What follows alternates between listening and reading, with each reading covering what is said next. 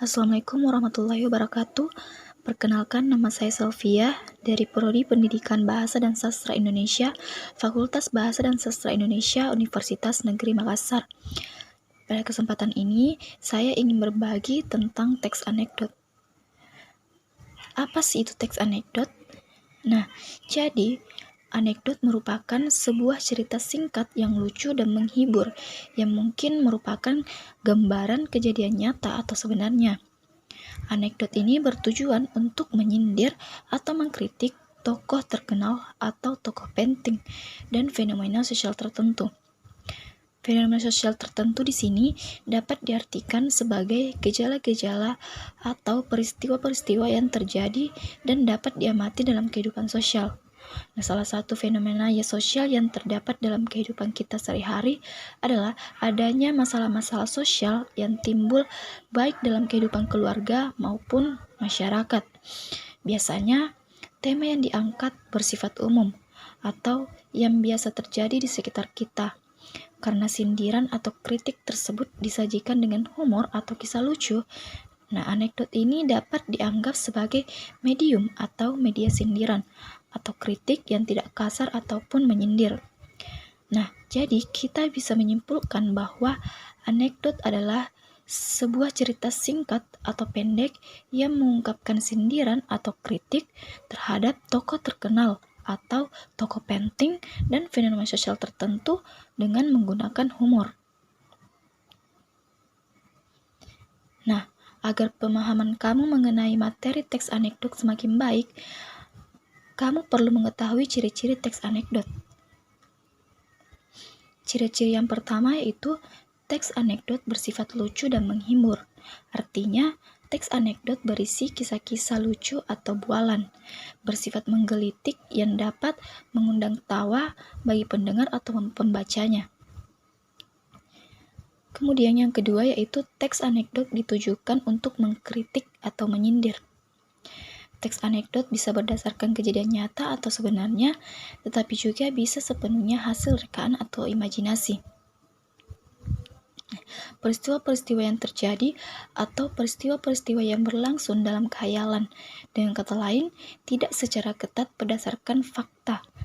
Imajinasi ini mengacu pada kemampuan untuk memikirkan hal atau ide baru berdasarkan hal lain. Kemudian, ciri-ciri selanjutnya itu teks anekdot biasanya menceritakan kejadian mengenai orang terkenal atau orang penting, tetapi juga bisa mengenai kejadian sehari-hari di sekitar kita. Kemudian ciri yang terakhir yaitu teks anekdot memiliki pesan berupa kritik atau sindiran. Nah, agar kamu semakin menguasai materi teks anekdot, kamu juga perlu tahu struktur teks anekdot. Struktur yang pertama yaitu komplikasi. Bagian teks anekdot yang memberikan gambaran mengenai latar belakang alasan cerita tersebut terjadi, yang menjadi penyebab utama terjadinya krisis. Nah, pada bagian ini, cerita mengarah pada krisis, konflik, atau peristiwa utama yang terjadi pada tokoh-tokoh dalam cerita. Kemudian yang kedua, komplikasi atau krisis. Bagian teks anekdot yang mengungkapkan pokok masalah atau inti masalah dalam cerita singkat tersebut. Pada bagian ini, dalam teks anekdot inilah yang mengandung humor atau kekonyolan yang mengundang tawa pembaca atau pendengar cerita singkat tersebut. Kemudian struktur yang terakhir yaitu evaluasi atau koda.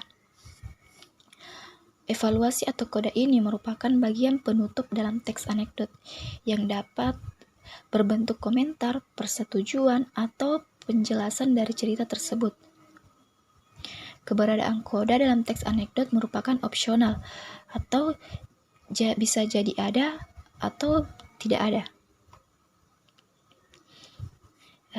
Setelah kamu mempelajari pengertian teks anekdot beserta ciri dan strukturnya dalam materi anekdot kelas 10, kamu perlu memahami juga kaidah kebahasaan atau kaidah bahasa teks anekdot.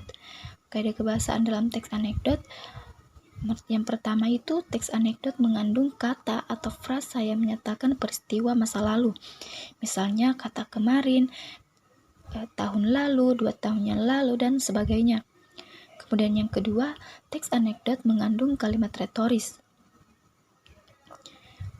Maksud dari kalimat retoris ini ialah kalimat yang menggunakan tanda tanya. Yang pertanyaannya ini sebenarnya tidak perlu dipertanyakan lagi karena sudah ada jawabannya, seperti siapa nama kamu? Padahal kita sudah mengetahui namanya. Kemudian yang ketiga, teks anekdot menggunakan konjungsi yang menyatakan hubungan waktu. Misalnya kata setelah, sesudah, sejak, dan sebagainya. Kemudian, teks anekdot mengandung kata kerja aksi. Misalnya kata memakan, memanggil, mengambil, menaiki, dan sebagainya. Kemudian selanjutnya, teks anekdot mengandung kalimat perintah. Contohnya misalkan, tolong ambilkan buku itu, dan sebagainya. Kemudian yang terakhir, teks anekdot mengandung kalimat seru.